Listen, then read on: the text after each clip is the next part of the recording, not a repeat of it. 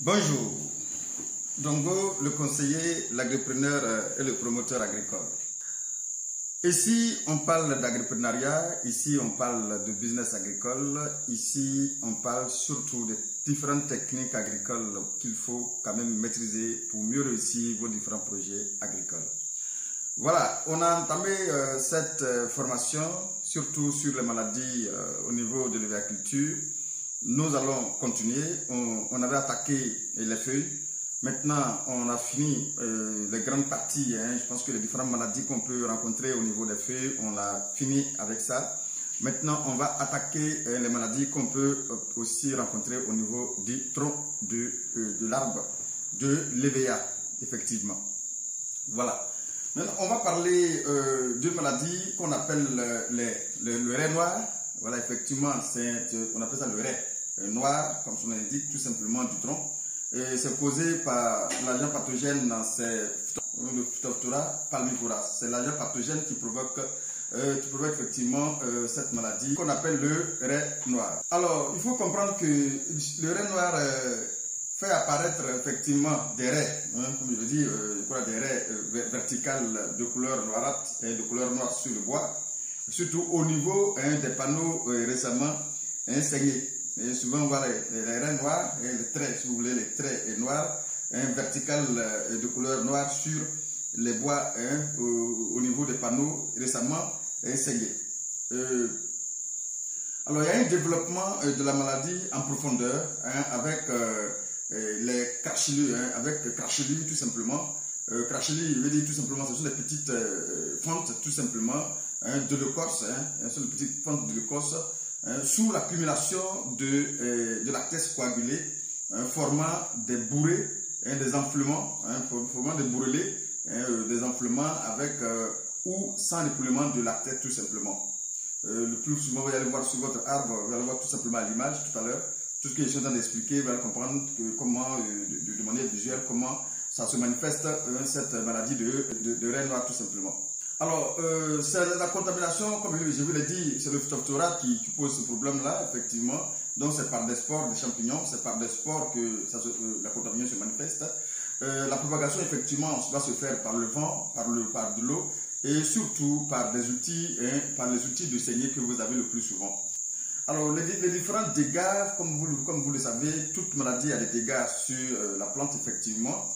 Alors, il y a une difficulté de régénération de l'écorce. Vous savez, lorsque vous saignez l'écorce, bien sûr, le corps, au fur et à mesure que vous saignez, ça se régénère tout simplement pour donner la possibilité de passer encore 2 ou 3 tours sur la même portion, sur le même panneau que vous avez saigné. Donc, il y a une difficulté en réalité de régénération au niveau de l'écorce lorsque cette maladie est sur votre écorce. Ça va provoquer une difficulté de régénération.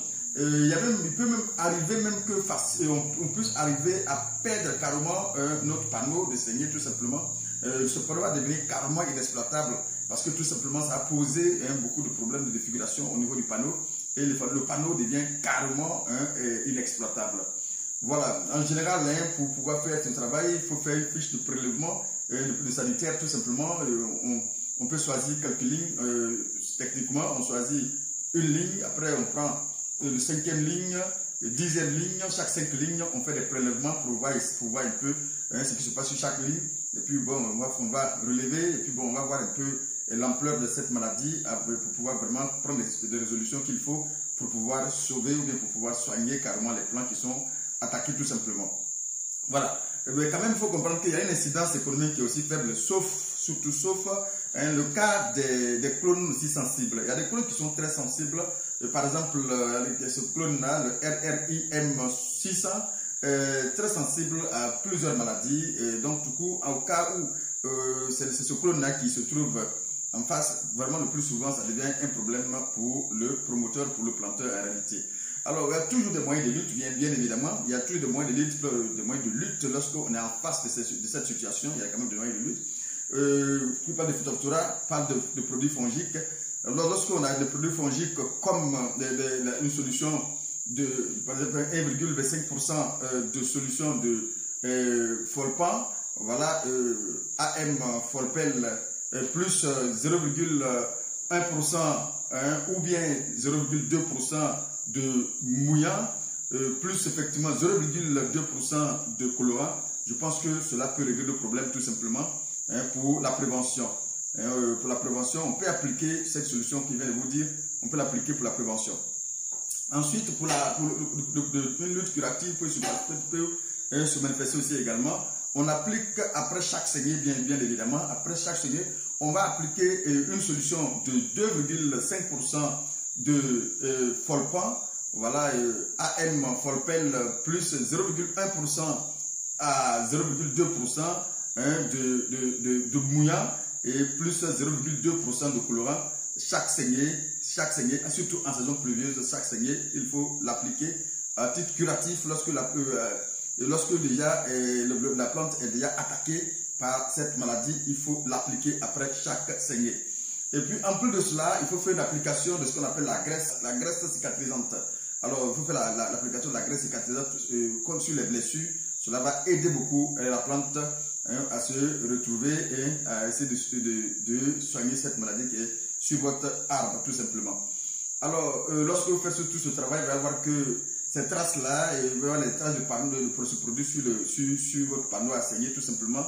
Et bien évidemment, il va y avoir une absence de noir sur votre panneau. Ça veut dire que la maladie va disparaître carrément. Le matériel qu'il vous faut réellement pour pouvoir régler ce problème, pour pouvoir travailler, il vous faut tout simplement un pinceau qu'on va prendre pour badigeonner tout ce qu'on a cité sur votre panneau. Et il faut aussi le pochoir, effectivement, une boîte vide tout simplement où on va mettre le produit et un grattoir qu'on va prendre pour gratter un arbre tout simplement avant de l'appliquer. Alors, donc, vous avez dit, avant l'application de bouillie, il faut appliquer une bouillie, la bouillie fongicide sur le panneau à saigner.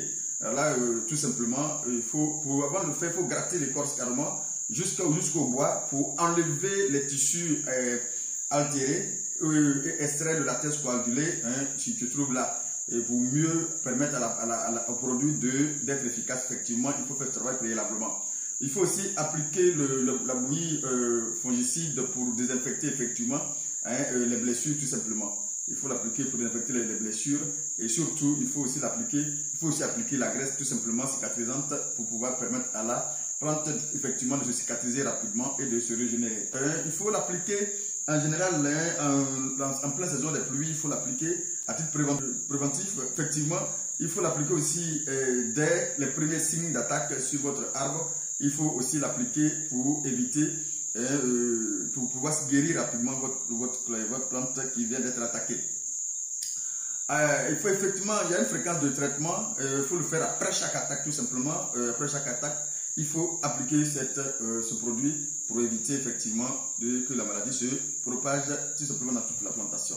Voilà, maintenant on va parler aussi d'une autre maladie qu'on appelle fourche DVA. Cette maladie est due à un agent pathogène donc on appelle le Cortichum salmonicolor. Je dis bien, l'agent pathogène s'appelle le Cortichum salmonicolor. Voilà, cet agent pathogène fait de fins revêtements de filaments blancs. Il se fait de fins revêtements de filaments blancs d'un aspect soyeux tout simplement et argenté à la surface de votre écorce tout simplement. Et le plus souvent, il y a l'écoulement de latex tout simplement dans les creux au niveau des fourches. Au niveau des fourches, tout ça, vous allez présenter ça à l'image effectivement. Et dans les creux au niveau des fourches, il y a un écoulement de latex.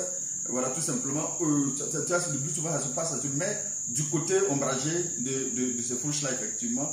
Et ça aussi, c'est vraiment suivi également de manchons de caoutchouc, tout simplement, de couleur rose. Un manchon de caoutchouc de couleur rose. Au niveau des points d'attaque tout simplement. Il y a un noircissement et dessèchement de l'écorce tout simplement qu'on peut observer aussi également. Un noircissement et de dessèchement de l'écorce qu'on peut observer qui se sépare facilement du bois. Voilà, donc il va se séparer facilement du bois. Effectivement, comme d'habitude, ce sont les mêmes spores qui posent ce problème. Ce sont les mêmes spores qui vont poser ce problème de maladie. Cette maladie sont causées par la contamination est provoquée par des spores et bien évidemment c'est le vent et l'eau et tout simplement qui va favoriser la propagation de cette maladie au niveau de la plantation. Alors les dégâts qu'on peut observer, attention, on ne peut pas observer les dégâts au niveau de la pépinière Et même sur les JBG, le plus souvent, c'est néant. Les pépinières et les JBG, on n'observe pas ces dégâts. Mais par contre, en plantation, ça va même aller jusqu'à causer la mortalité des jeunes plants qui ont environ 2 à 3 ans, lorsque le tronc est ceinturé par la maladie tout simplement. Donc ça peut causer même la mort totale de la plante tout simplement. Voilà, les dégâts sont moins graves pour les gros arbres. Les gros arbres, les dégâts sont moins graves le plus souvent. Ça n'arrive pas à les détruire, ça n'arrive pas à les tuer, mais quand même ça les fatigue un temps soit peu. Bon, il y a une lutte préventive, effectivement, comme toute maladie, il y a toujours une lutte préventive qu'on peut d'abord utiliser, qu'on peut appliquer. Cela, et c'est tout simplement d'éviter de planter les plants à trop forte densité. Plants à trop forte densité, c'est-à-dire que sur 1 hectare, il faut éviter de planter des bois, des arbres qui sont supérieurs à 700 pieds à l'hectare. 700 pieds, en réalité, c'est trop quand même pour 1 hectare. Donc, n'allez pas au-delà de 700 pieds, même si il y a des dispositifs qui vont jusqu'à au-delà de 700 pieds, mais n'allez pas au-delà de 700 pieds, parce que partez au-delà de 700 pieds, il n'y aura pas de l'air dans votre plantation, il n'y aura pas de la lumière dans la plantation, et ça, c'est pas très bon.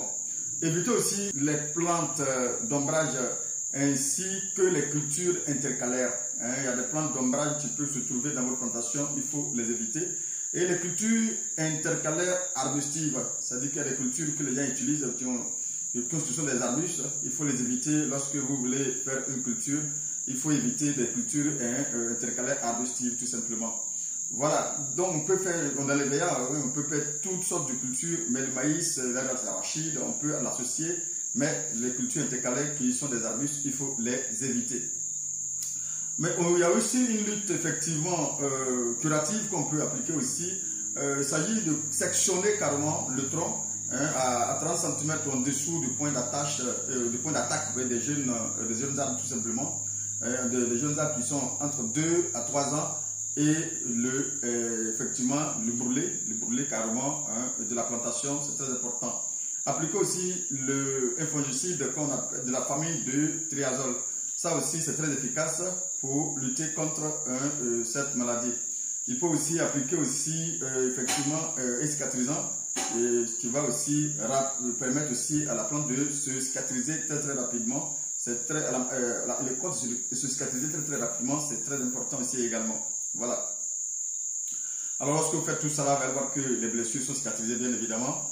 La plante va reprendre les côtes, va reprendre forme et le panneau peut être facilement ressaigné au moment venu.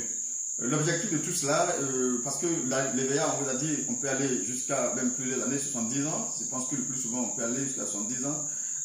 Mais si l'écorce est mal saignée, vous allez voir que vous perdez vos arbres très rapidement. C'est très mauvais de mal saigner. C'est pourquoi il est très important de donner cette tâche-là à des spécialistes pour le faire correctement. Ou bien aller vous faire former en termes de saigner de manière vraiment appliquée pour pouvoir vraiment être prêt pour mieux faire votre plantation.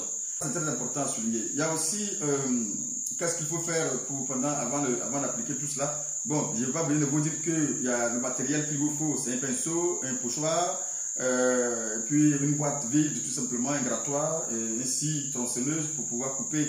Au cas où qu'il faut couper carrément un arbre, pour pouvoir couper, soit vous avez une tronçonneuse ou bien ainsi pour couper de manière sèche les arbres qui sont attaqués. Il faut sectionner carrément le tronc, comme je le dis, à l'aide d'une scie tout simplement, et gratter l'écorce jusqu'au bois, enlever les tissus altérés et extraire le latex coagulé de couleur rouge.